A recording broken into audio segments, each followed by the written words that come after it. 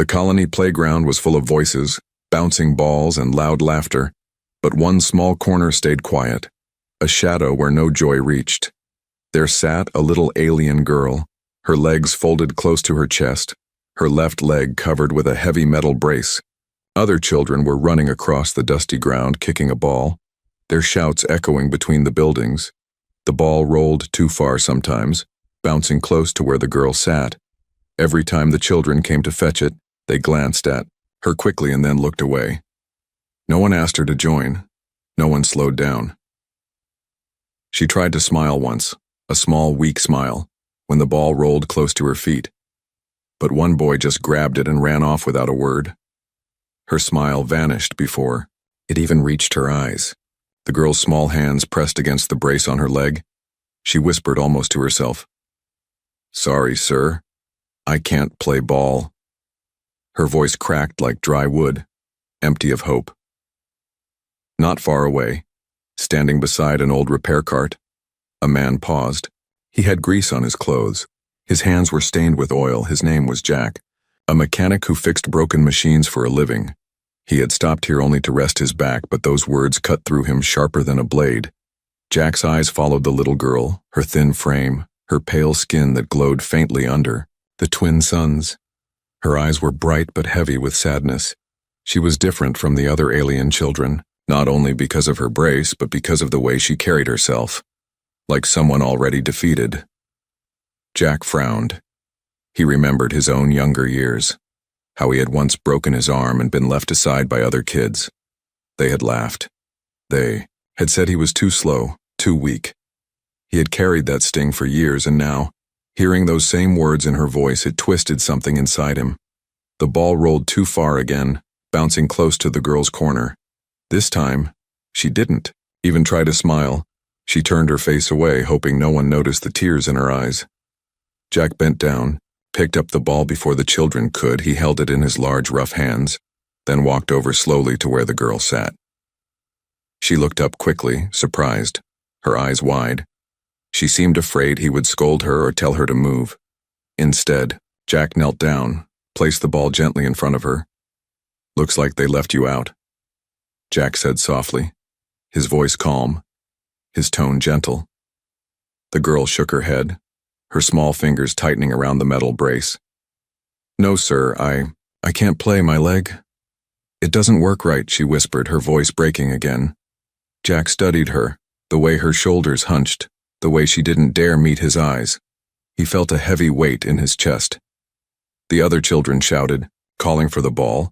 Jack stood, gave the ball a small kick toward them. They cheered and ran back into their game, never sparing the girl another glance. Jack stayed where he was, his eyes still on her.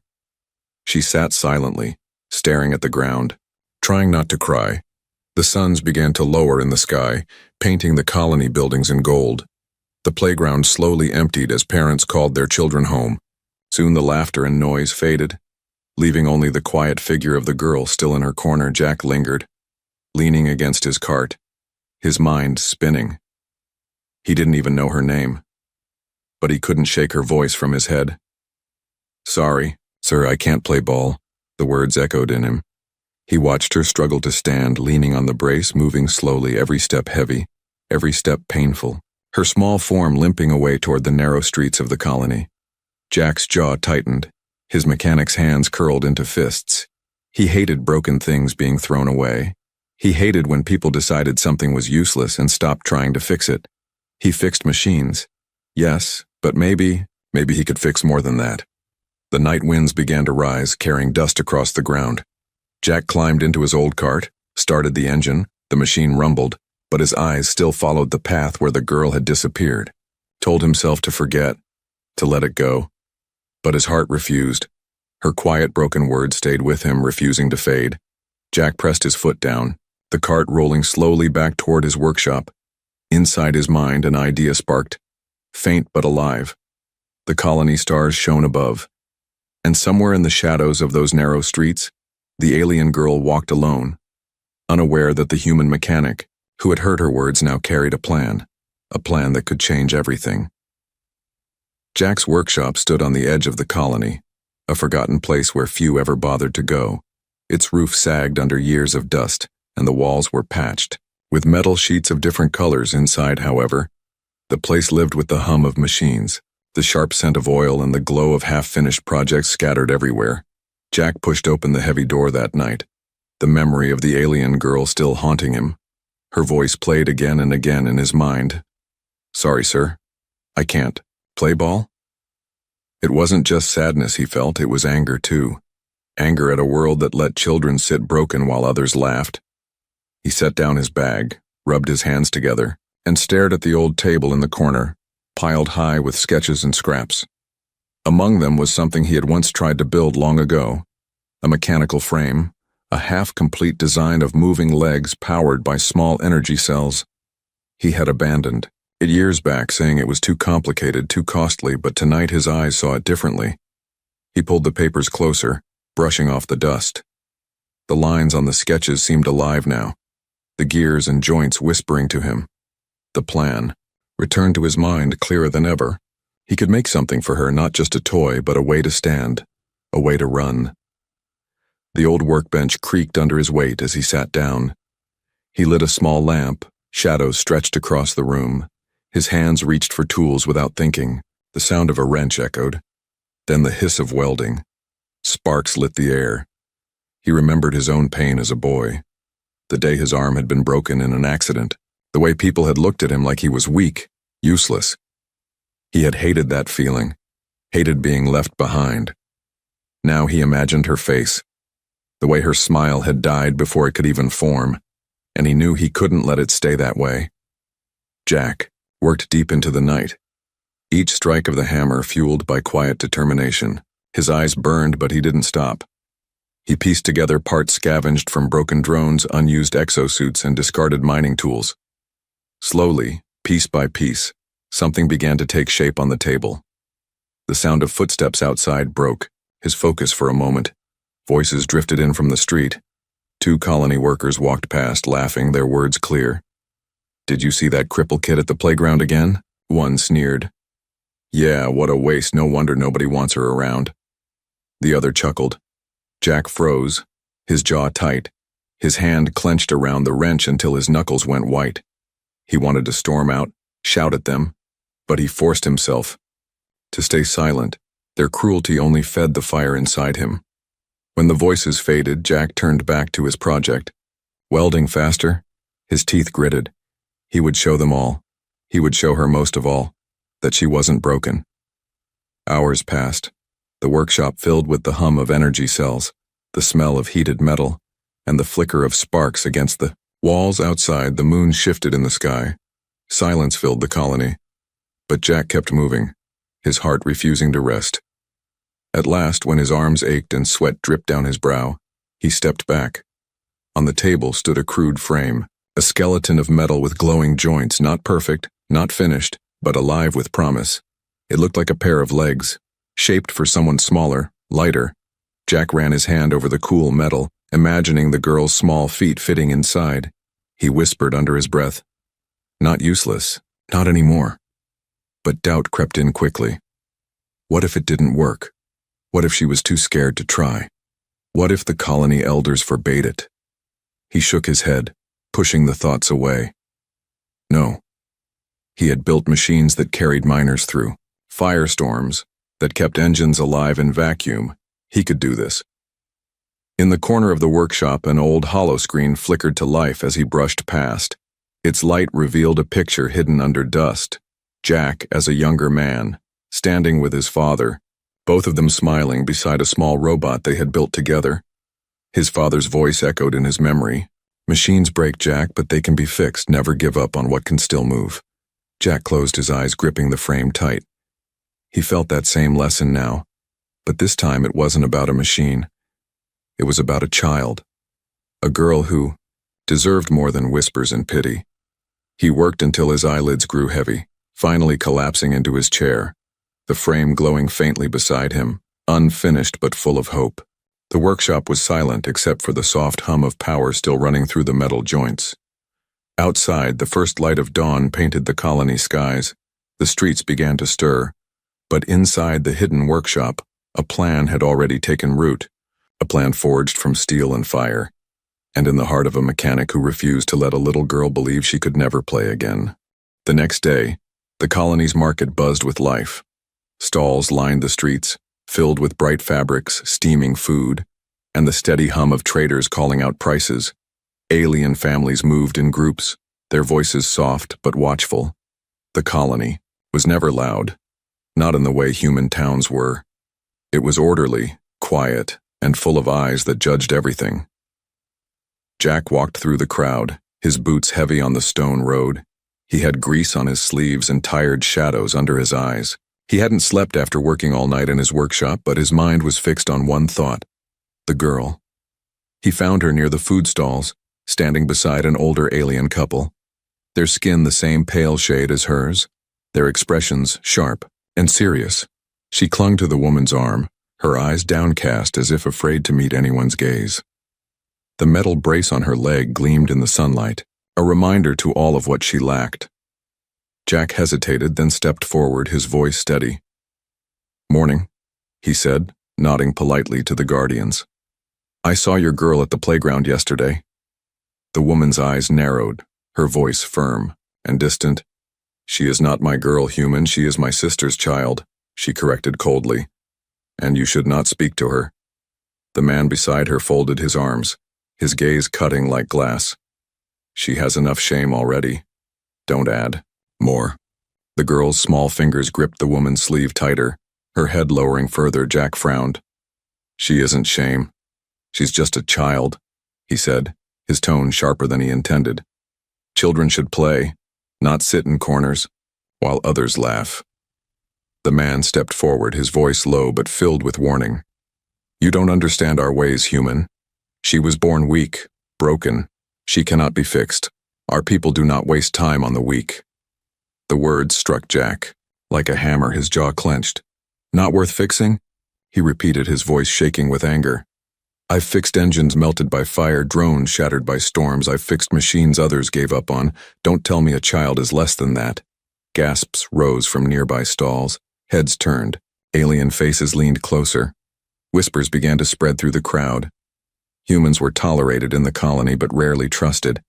And here was Jack, raising his voice against one of their elders. The woman pulled the girl closer, her tone icy. "Keep away from her, mechanic. You don't know the burden you invite," she said, then turned sharply, guiding the girl away through the crowd. The man followed, casting one last glare at Jack before disappearing. The girl glanced back only once, her eyes wide, filled with a mixture of fear and something else. Hope, faint and trembling like a candle. Jack stood frozen, the stares of the market heavy on his back. Some were curious, others angry, but most were cold. "Humans should not meddle," someone whispered.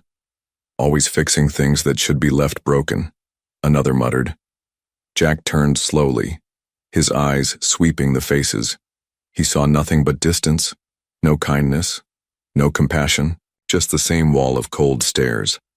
He walked away, his steps heavy, the crowd parting with silence as he passed. The weight of their eyes pressed on him like iron, but deep inside, his anger burned hotter. He didn't care about their stares. He didn't care about their whispers. He cared about the girl who had been left behind.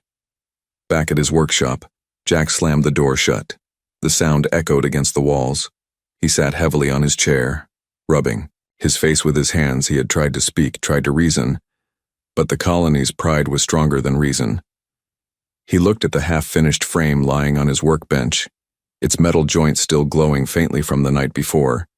He ran, his hand along it slowly, whispering, "They don't believe, but she will." That night, the girl lay awake in a small corner of her guardian's home. She heard their whispers when they thought she was asleep. "She will bring us nothing but shame," the man's voice said. "She will never stand with the others." The woman answered. The girl's small hands pressed against the blanket, her heart aching. She wanted to cry, but no tears came. Instead, she remembered the human's face in the market, the fire in his eyes when he had spoken for her. No one had ever spoken like that, not for her. She closed her eyes, whispering into the dark. Why would he care? But deep inside, for the first time in her life, she felt a tiny seed of belief. Meanwhile, Jack sat awake, sketching improvements on the frame, his tools clinking in the silence of the night. The cold stares of the colony still burned in his memory, but so did the girl's glance back, that spark of hope. He tightened a bolt, his jaw firm. "They'll see," he muttered. "She'll walk, she'll run, and she'll play ball, whether they believe or not." And as the colony slept, under the twin moons, a quiet war had already begun, not with weapons but with steel, fire, and the determination of one mechanic who refused to look away. Jack's workshop smelled of metal and smoke, the kind of scent that clung to the air and settled into clothes. Outside, the colony had grown quiet, streets empty, lanterns glowing faintly in the night wind. But inside the workshop it was alive. Tools clattered, welding sparks danced, and the steady hum of a power cell filled the space. Jack stood hunched over the workbench, sweat dripping down his brow, his eyes fixed on the small mechanical frame. He had started. It was no longer just a skeleton of metal. It was beginning to look alive. Cables stretched across its joints, thin energy lines pulsed with soft blue light. Tiny gears whispered as they turned. He adjusted a bolt, sparks flew, the sound sharp in the silence. He didn't flinch. His hands were steady, his mind sharper than it had been in years. Every piece he added, every wire he tightened carried the same thought. She deserves this. But doubt crept in with every hum of the power cell. What if it fails? What if she falls?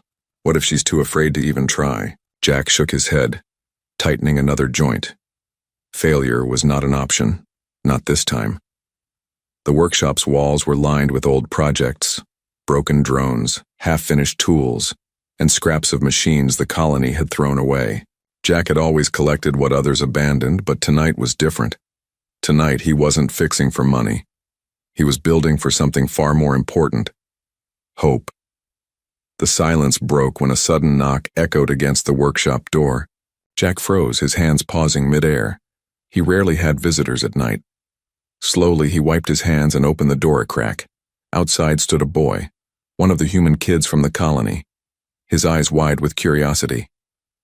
"What are you building, Jack?" he asked, peering into the workshop.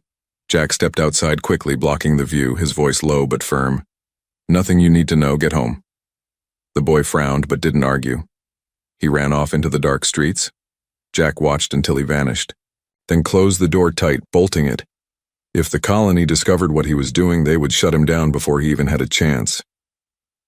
He turned back to the frame, his jaw set, his eyes burning with determination.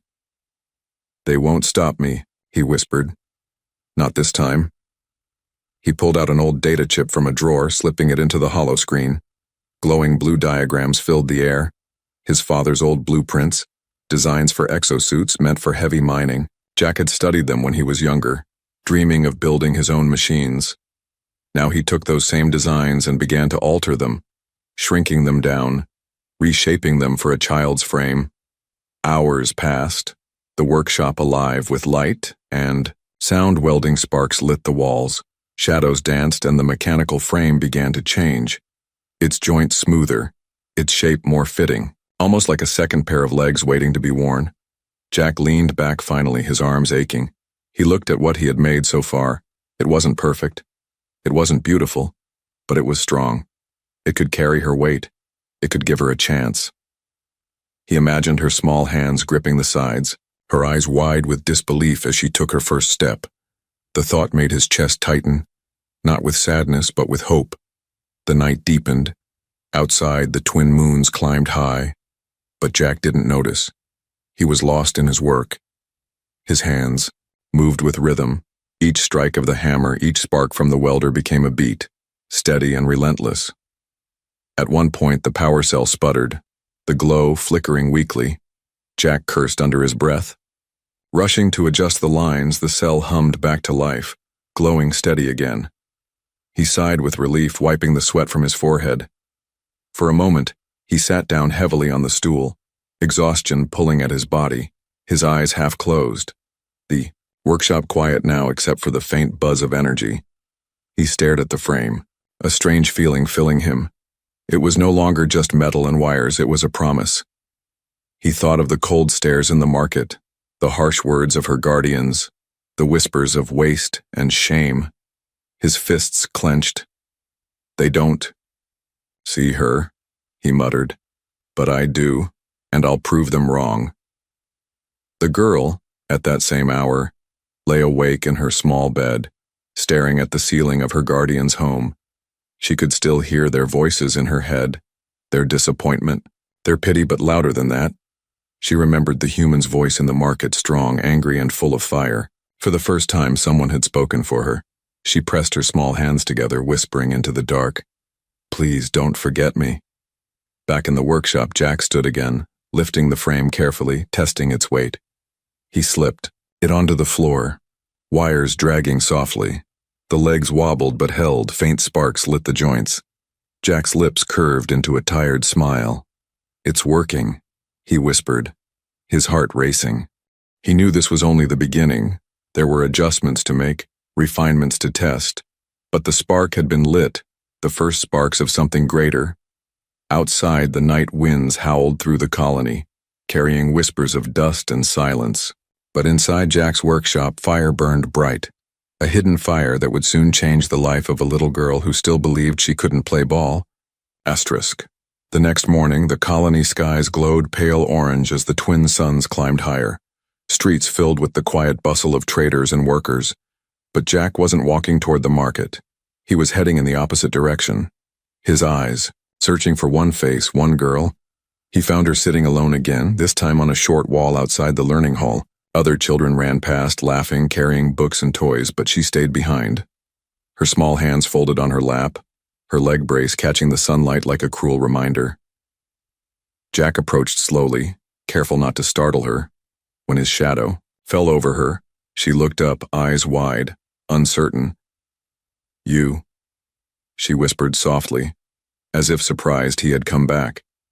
"Me," Jack replied with a small smile. He crouched down to her level. "I need your help with something." The girl blinked, confused. "My help? I can't even—" She paused, her voice trembling. "I can't play ball, sir." Jack shook his head gently. "This isn't about ball. Not yet. It's about testing something I've been building. And I think you're the only one who can help me." Her eyes flickered with doubt, then with curiosity. No one had ever asked her for help before. After a long silence, she nodded once. Very slowly, Jack stood, extending his hand. She hesitated before placing her small hand in his, her fingers trembling.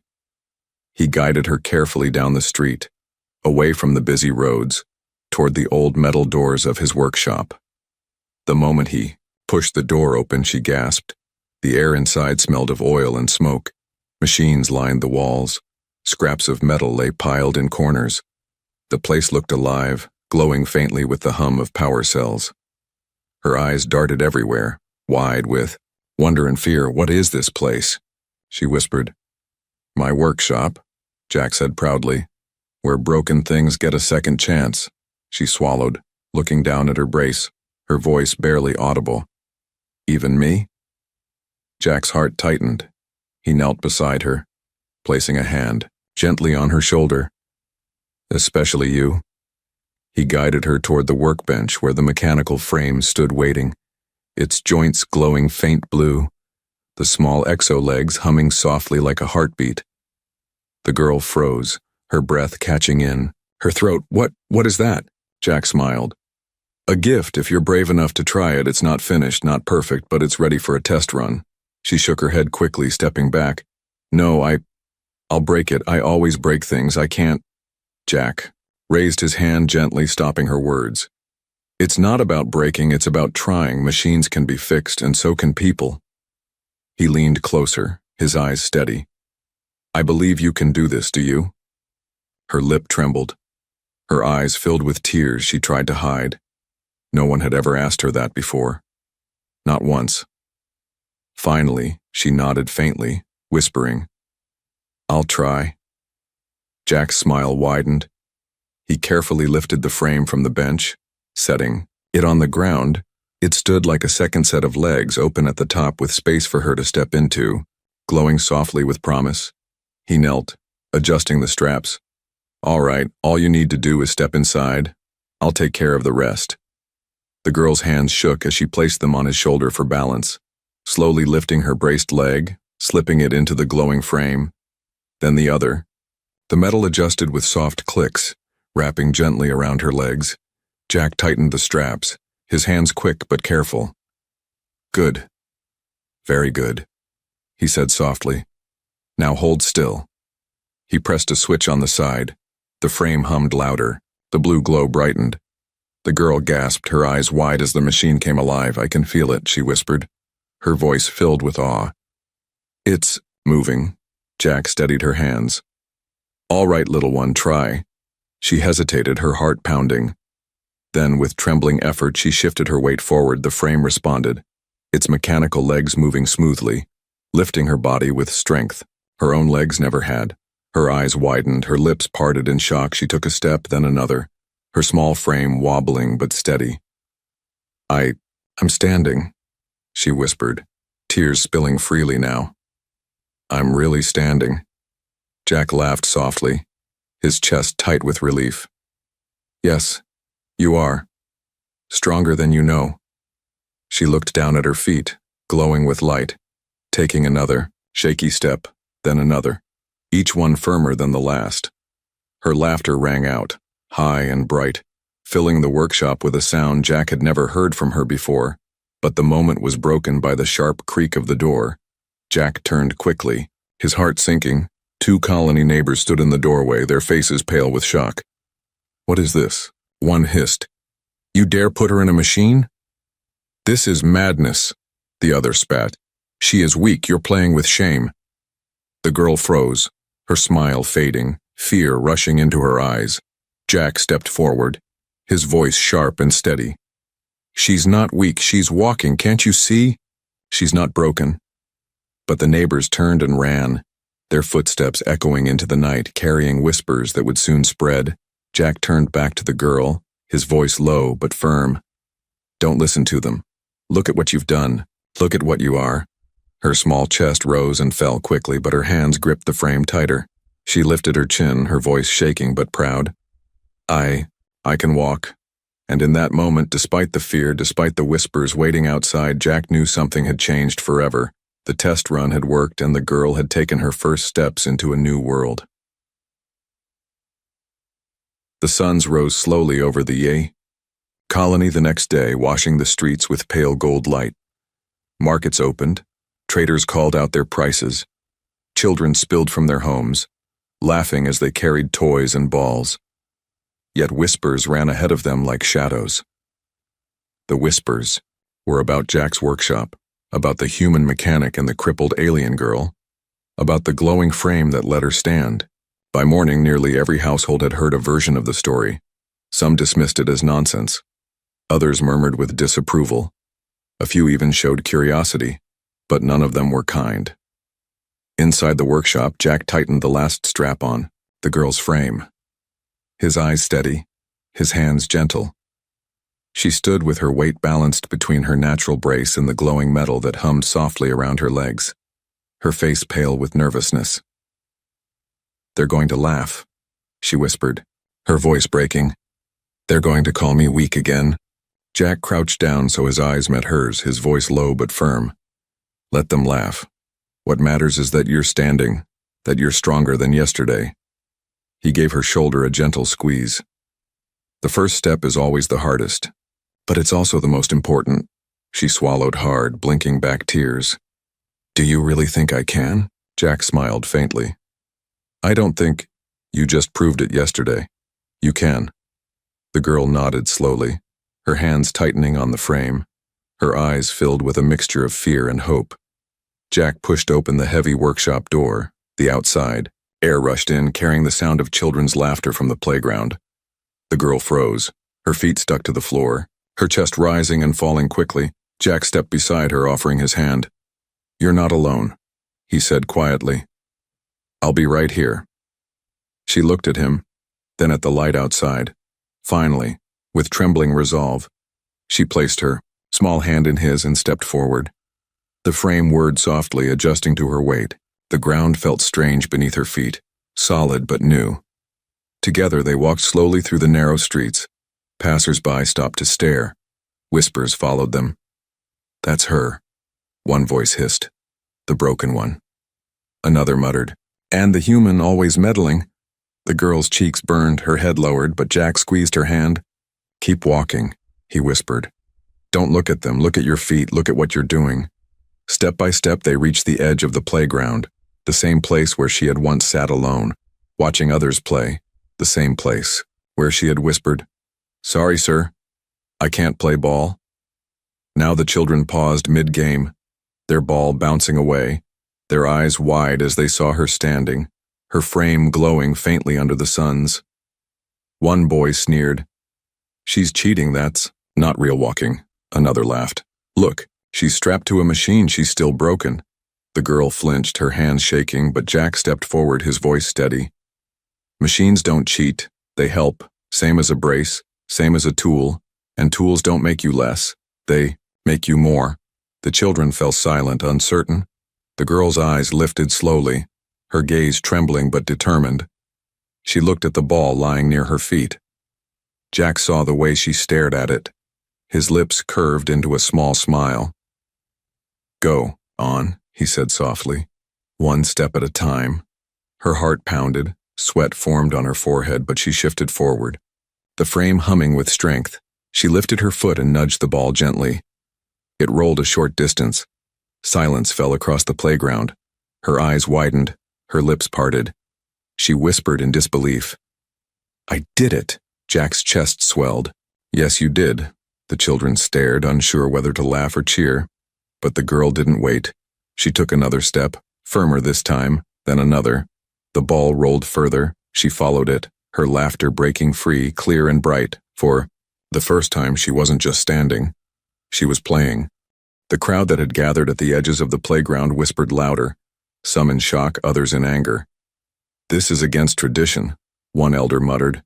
"She was meant to be hidden, not displayed," another said, but others murmured differently. "She's walking," a voice said softly, almost with awe. "She's smiling," another whispered. "I've never seen her smile." The girl kicked the ball again, harder this time. It flew across the dusty ground. Children gasped. One even clapped before covering his mouth quickly. She turned back toward Jack, her face glowing, her eyes wet with tears. "I can play," she whispered, her voice breaking. "I can really play." Jack nodded, pride filling his chest. "Told you so." But as joy filled the air, darker eyes watched from the edge. Her guardian stood among the crowd, their faces pale with fury, the woman's lips pressed tight, the man's jaw clenched.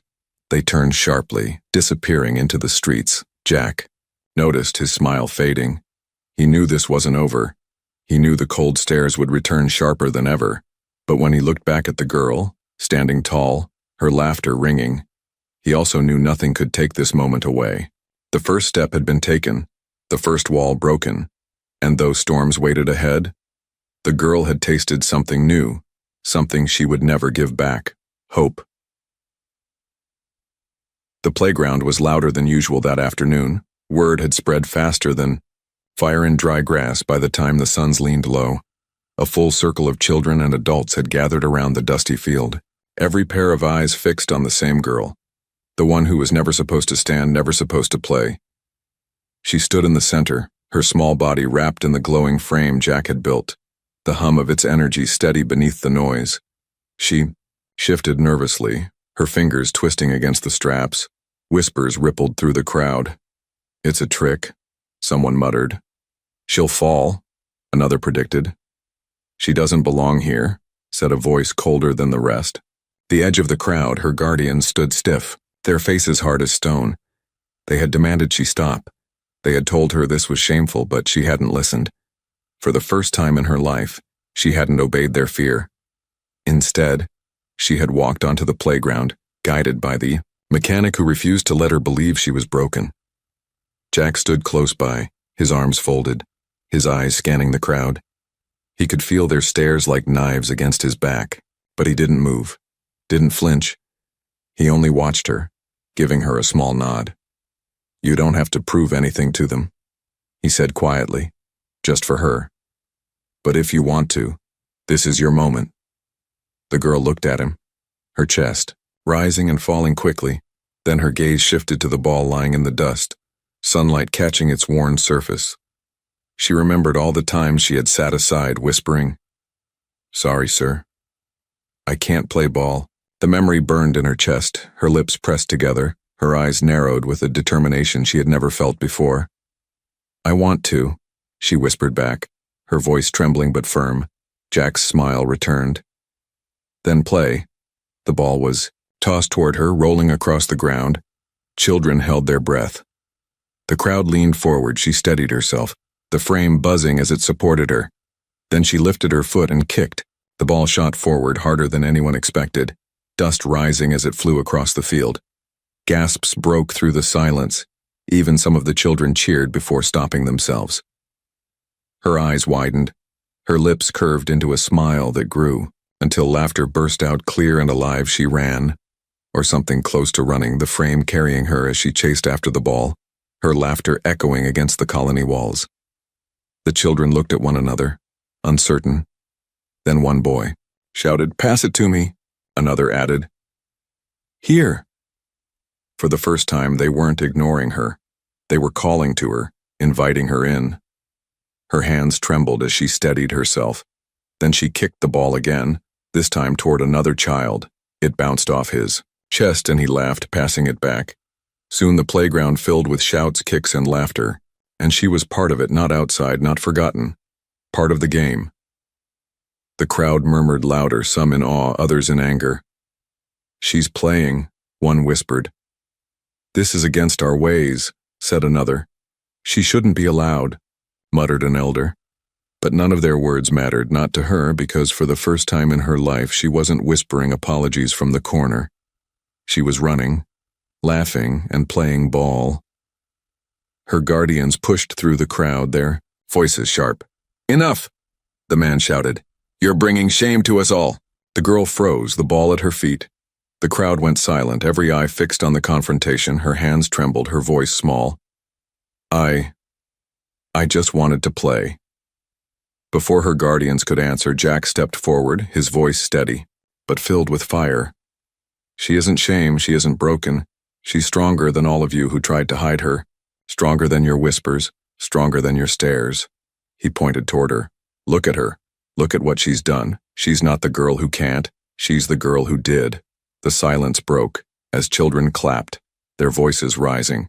In cheers, one by one, even hesitant adults began to murmur in agreement. Her guardians faltered, their anger dimmed beneath the weight of the crowd's shifting eyes.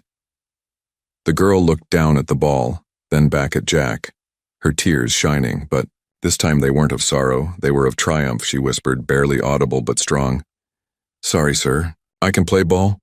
And with a final kick, the ball soared high into the air. The playground erupted with cheers, the sound rolling across the colony like thunder. Jack stood quietly, a small smile on his face, his heart lighter than it had been. In years he had built many machines in his life, but none like this. None that carried hope so brightly. The game had begun, not just for her, but for everyone who had ever been told they couldn't. And as the suns dipped lower, painting the colony in gold, the mechanic and the alien girl stood together, their shadows long, their bond unbroken. Because sometimes the greatest victory isn't fixing a machine. It's proving a broken world wrong. One step, one laugh, one ball at a time.